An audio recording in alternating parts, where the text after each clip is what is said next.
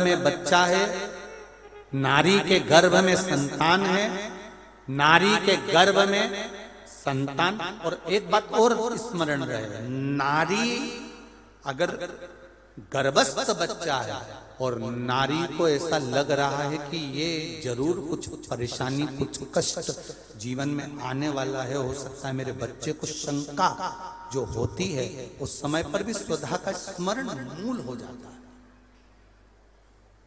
स्वधा का स्मरण मूल हो जाता है। हम तो कहेंगे,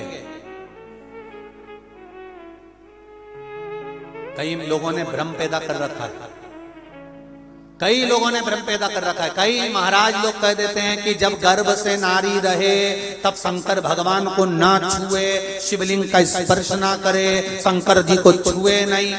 ना जाने कौन से महाराज ने कह दिया, एक आध बार मिल जाए तो पकड़ के सी और लिया। जिसने कहा, जब शिव महापुराण की कथा कर रही है, अकाल मृत्यु वो मरे जो काम करे चंडाल का, और काल उसका क्या बिगाड़े जो भक्त हो महाकाल का। जो शंकर का उपासक होता है, शंकर का स्पर्श करता है, शिवलिंग का मात्र स्मरण, केवल स्मरण, केवल स्पर्श करता है, तो कहा उसके कौटि कौटि पाप छिन्न हो जाता है। तो गर्भस्थ नारी, अरे भाई, लिंगायत संप्रदाय का वर्णन हिंगोली से करा था, परली से करा था कि लिंगायत संप्रदाय में शिवलिंग को मानते हैं।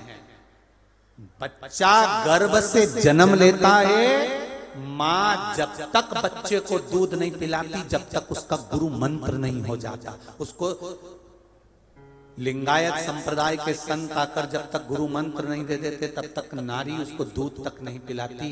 यहां तक वर्णन, विचार करिए जरा। तो फिर कौन ने कह दिया कि शंकर भगवान के शिवलिंग को छूना नहीं चाहिए, गर्भवती नारी को स्पर्श नहीं करना चाहिए? और कौन सी पुराण में लिखा है, कौन से शास्त्र में लिखा है?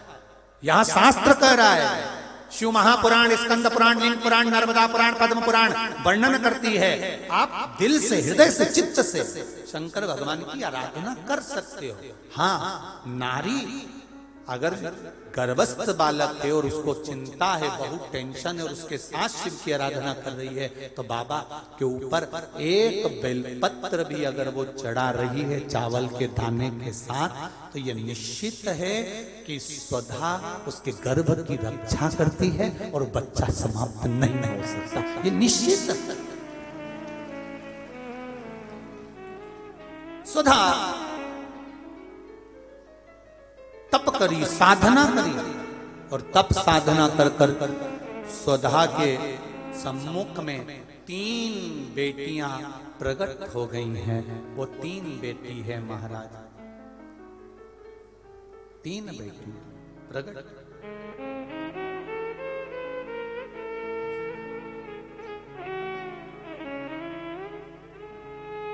महाराज मैना, धन्या और कला, ये 3 बेटियों का प्रागट्य सम्मुख में हो गया। आप देखेंगे कल की कथा में कि मैना, धन्या, कला, इन तीनों के नाम से जिसको स्वप्न में सांप दिखते हो, मरे हुए व्यक्ति नजर आते हो, या घर में बार बार घात आ रही होती है, तो पितरों की 3 लड़कियां, मैना, धन्या और कला, इन तीनों के नाम से पीपल के पत्ते की बंदरवाल कैसे बांधी जाती है, जिससे घर में सांप भी नहीं निकलते, स्वप्न में सांप नहीं दिखते, और घर में कोई गलत कार्य नहीं होता।